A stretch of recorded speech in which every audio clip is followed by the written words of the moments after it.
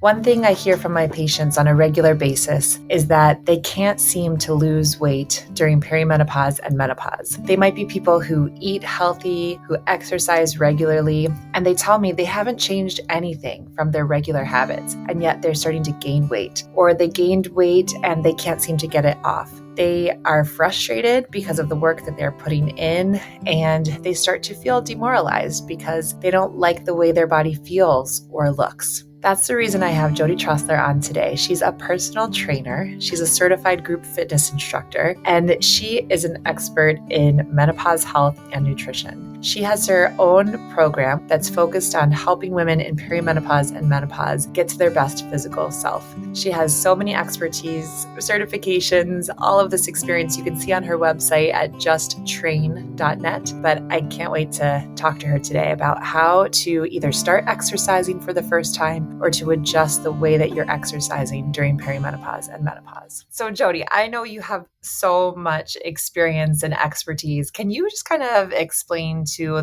our listeners in a nutshell, what is it that you do? I know you've done different things in the past, but what are you doing now as well? Sure. So currently I work individually, one-on-one with all of my clients. I have a program called Ignite Her 45, and it is, you don't have to be 45 to join it, but it's the majority of the women who I work with are in their mid 40s and up. So you can be 44, 43. But basically, I'm working with women who are going through the hormone transition or beyond the hormone transition. So perimenopause through postmenopause, helping support them with structured fitness programs that will work for them. And again, these are totally customized for each individual woman. So I have some people who are coming in with no fitness experience or strength training experience to women who are triathletes. So really the full gamut. And we look at the whole body. So we're looking holistically at deep health. I'm also a certified master health coach in addition to a certified menopause fitness and health coach. So we're not just looking at the fitness and nutrition, we're looking at everything that's going on the daily, whether it's community, whether it's family support, whether it's sleep, stress, really all of the components of health. Well, because you can't really get away without addressing all of those things anymore, right? I feel like, in my younger years, maybe I didn't worry so much about nutrition. I just made sure to get my exercise and I didn't notice any changes to my body, but we no longer have that luxury Correct. in our 40s and beyond. So it's vital that all of those points are addressed. But that's so great. How did you get to do all of that, right? That's very comprehensive. How did you get that expertise? Like, what is your background there? Well, really around 2019, late 2019 is when I was pretty much a late bloomer in terms of my experience with perimenopause and felt that I had not been well guided through the process. Just the information that's out there now was not available back then, even in terms of so many doctors have gone back and really started to look at menopause health. And many of them back then were not doing that. And because it just,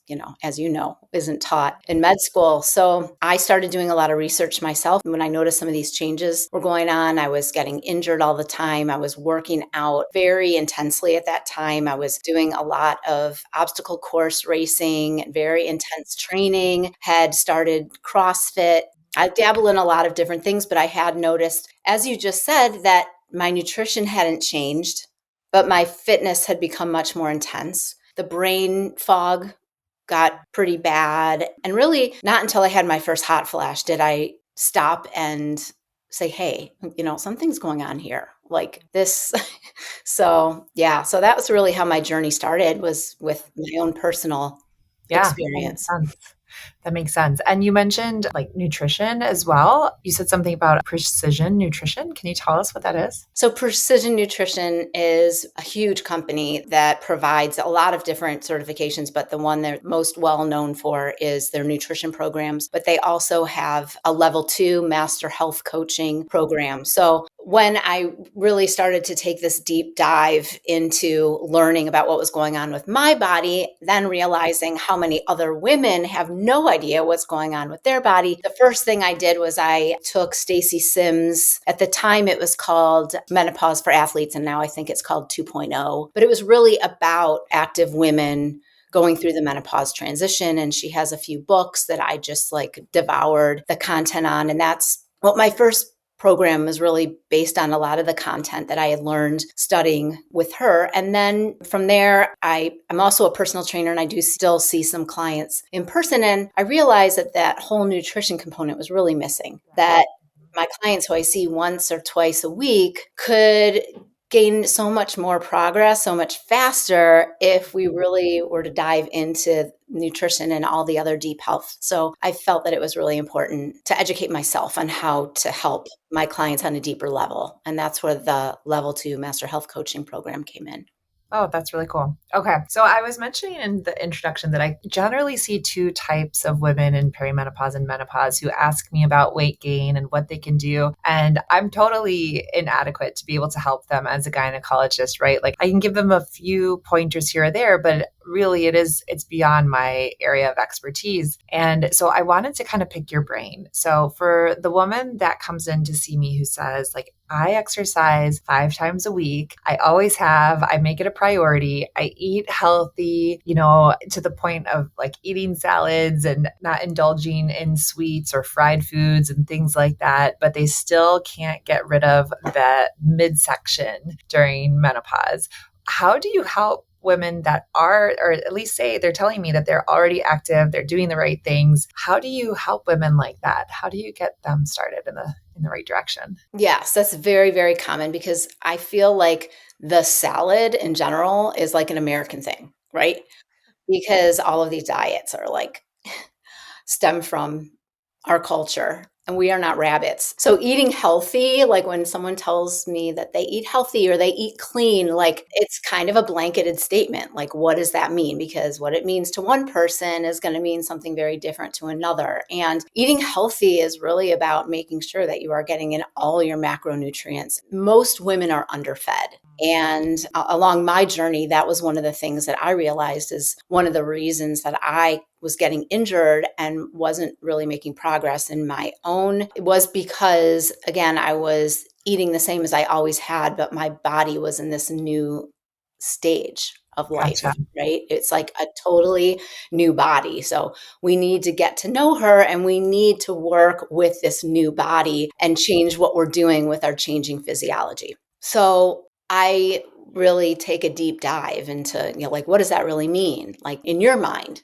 eating healthy, and figure out what's missing. And I think of the way I work with my clients as really an additive process. Like, what's missing? What can we add? And that's not necessarily time on the treadmill, but what can we Right. add in terms of nutrition usually to help support the activity? Because a lot of women who are used to working out 5 days a week, I don't want to take that away from them. I mean, I work out 5 to 6 days a week, but is how can we tweak things so that you're not in this state of what we call LEA, LEA, low energy availability, where your body is just either plateauing or fighting against itself. And then that's a lot of times when someone who might be trying to lose weight or someone who's just trying to stabilize their weight notices some weight gain, because your hormones are different. It's a different body. So figuring So out. their body has kind of like they've conditioned their body to exercise 5 days a week, but something else has changed physiologically that is making that sort of exercise no longer as effective. Is that kind of what you're saying? Yeah. And, it's really stress. And Mm. when we talk about stress, we're not just talking about mental stress. We're talking about physical stress. We're talking about sleep, because if you're not sleeping, or you're sleeping and you're not sleeping soundly, that is the time where your body's recovering. Your nutrition is how you're helping your body recover. So it's really looking at the full picture of what's going on in terms of the stress that your body's under and how to manage that better.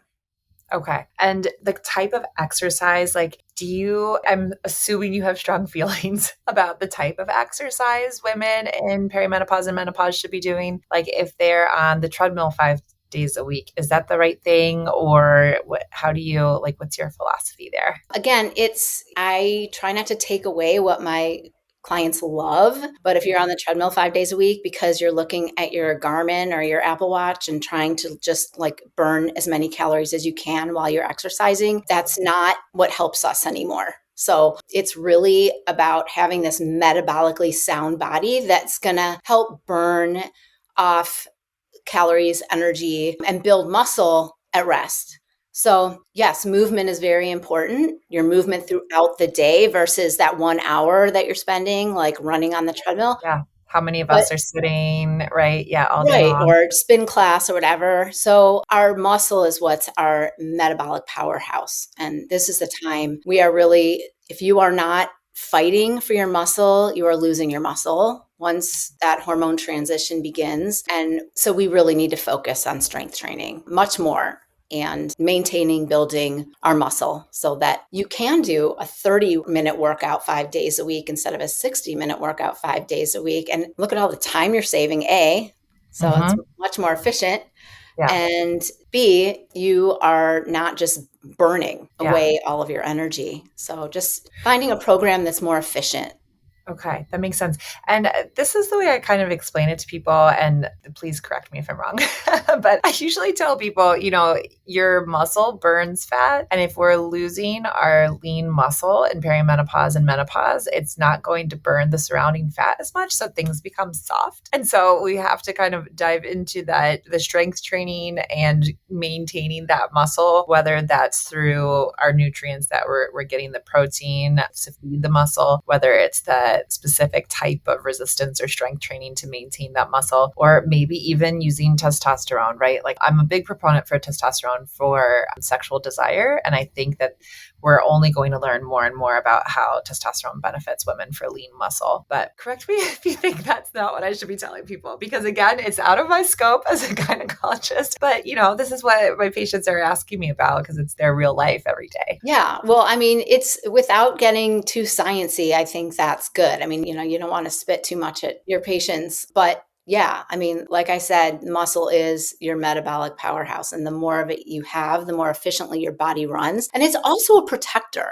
So we're not talking about GLP-1s or weight loss or anything like that. But, there's just a big drive towards being skinny again in our culture. And unfortunately, it's become a very socially, I don't know, not acceptable, but kind Yeah, of, stigmatized or something. yeah, well, if you have a group of women and the majority of that group is all of a sudden like losing weight, and then other people in that group are going to want to lose weight too. This Right. is what I see, like Yeah. Yeah. oftentimes. And I mean, I work with clients who are talking about this all the time. Like all my friends are taking GLP-1 and they're just losing weight, and I don't want to go on one, but I'm not getting, The I'm not results losing of weight as that. fast as them. So, what's really important to understand is that when any kind of weight loss, whether it's on a GLP-1 or not, I mean, that kind of weight loss, you're a little bit more at risk because usually you're taking off the weight much faster. But any kind of weight loss, you need to be aware that you are first going to lose muscle, and especially any kind of Yes. quick weight loss. So you Okay. want to make sure that you are really working and building and maintaining that strength training while you're on your weight loss journey, Yeah. because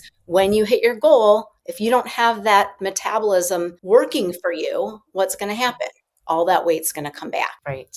Right. And that is the one thing with, yeah, again, not my area of expertise, but when people ask me about GLP-1s, I'm not against them, but I do worry about the muscle wasting for that exact reason that you mentioned. If we're trying to maintain lean muscle and we're fighting an uphill battle in perimenopause and menopause to keep muscle, then I don't want to, make it worse by adding in something that's going to cause muscle wasting. Oh, it's tricky. Yeah, and it makes It's us not more easy. It's not easy. fragile. You're much more fragile if you're skinny. That's true. You look at the older population, someone in their 70s or 80s or even 90s who's got a little extra padding is going to be more healthier in the long run because, God forbid, they trip and fall. They're going to be less likely to hurt themselves than someone who's skinny and frail. So it's the same thing, it's just putting your body We at want to be risk. strong and healthy, not skinny and Exactly. frail. Right.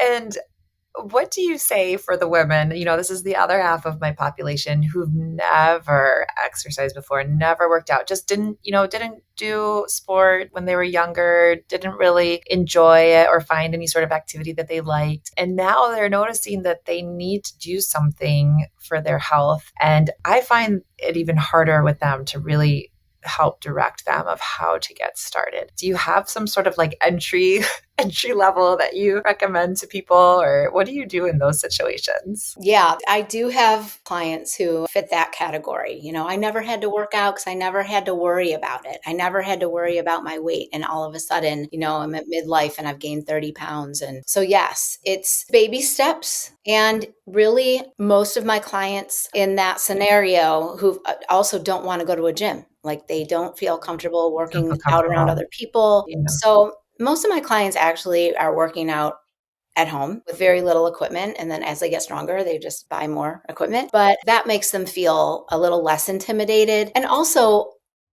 there's so much you can do with body weight exercise. So, someone who's just starting out, you need to really feel your muscles before you start adding in dumbbells or kettlebells or any other equipment. Really understanding the mechanics of your body, and the way I equate it, like feeling your muscles growing, building from the inside out. Like you're not all of a sudden a month in gonna like have biceps all of a sudden. It takes some time, and your muscle growth is going to build from the inside out. It's like getting that core strength. It's not just about abdominal core strength, but every muscle you have has a core. And so building that core from the inside out, just step by step, I take my clients just one step at a time. And so, I they're like not that. I like that overwhelmed. idea, right? If you haven't lifted any weights before, don't try lifting weights first, right? Like start with the body resistance Mhm. exercise. You do virtual consulting too, right? Or virtual training for people who don't live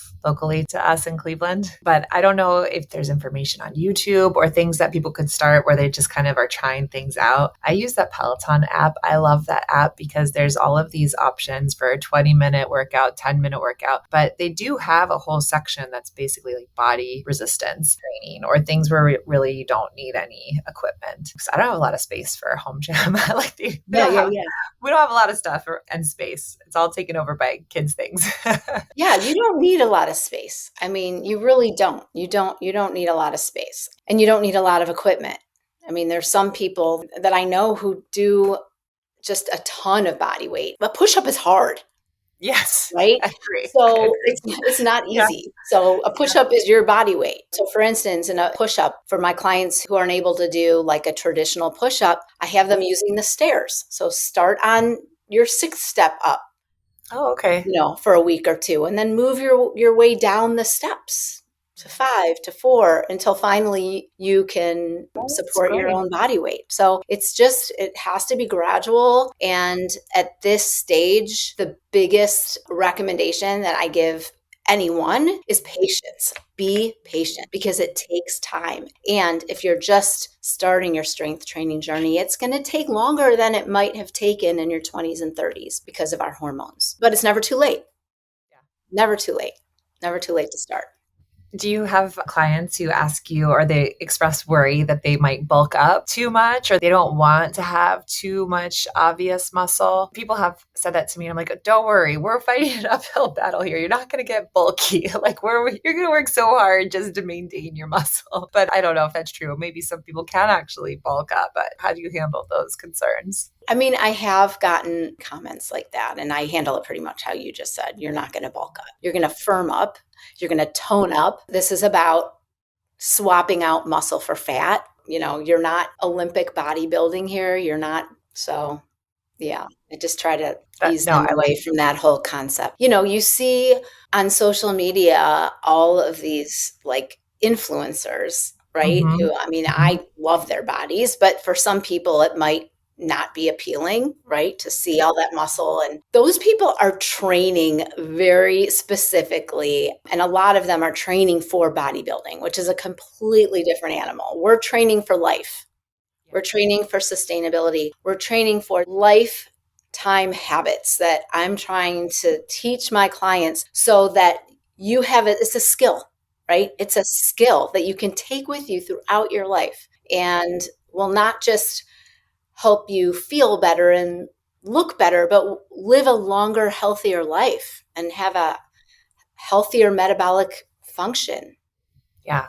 I don't remember if this was you who said it, but I think it was at one of our retreats where we were talking about how difficult it becomes for seniors to go from like sitting to standing positions when they don't have their quadricep sort of muscles. And like that's one of the first things that tends to go for people, that they just can't stand up. And so even thinking of how you want to maintain your muscle or create muscle so that you can function, so that you can Exactly. walk, right? And so that you can stand. That's what made me think of when you said, building our muscle for sustainability. Yeah, absolutely. I mean, I talk all the time with my clients, especially my older clients. Like, what happens when you fall down?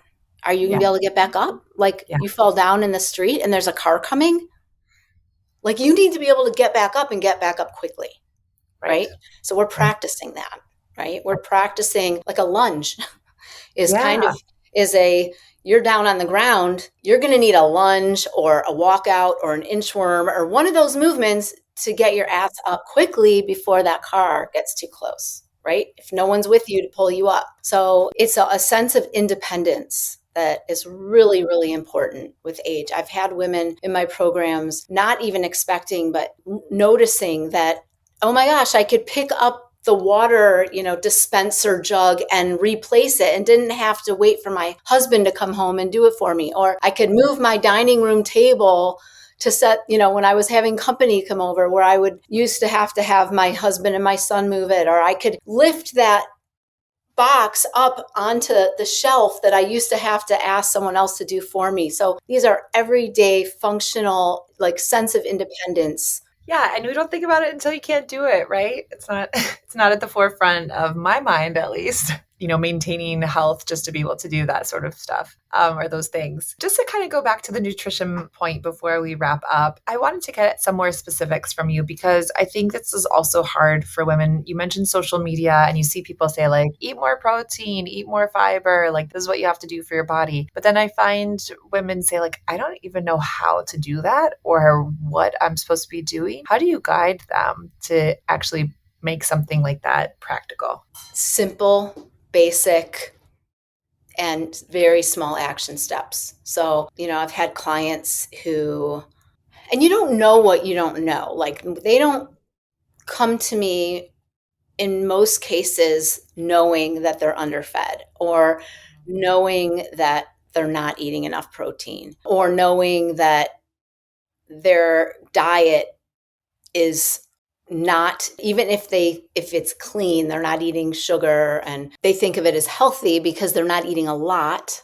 But adding more variety really is really important. So thinking like the rainbow when it comes to food. Breakfast, that's a struggle for a lot of people because even myself, for years I never ate breakfast, and now I would die if I didn't have breakfast. I mean, I need breakfast in the morning. But getting people, especially women, to understand that like intermittent fasting is not for us during this time. And some people swear by it, but you have to kind of decide, well, is your activity and building muscle, metabolic function more important, or is being skinny, right? Yeah. The weight loss. Well, someone put Um, this really interesting to me, and it's changed my mind completely because I've never been able to understand how someone could intermittently fast. Like I accidentally intermittently fast at work sometimes, but I'm not happy about it. Like I need to eat, and I'm not mhm. somebody who enjoys fasting. I also wake up to have breakfast.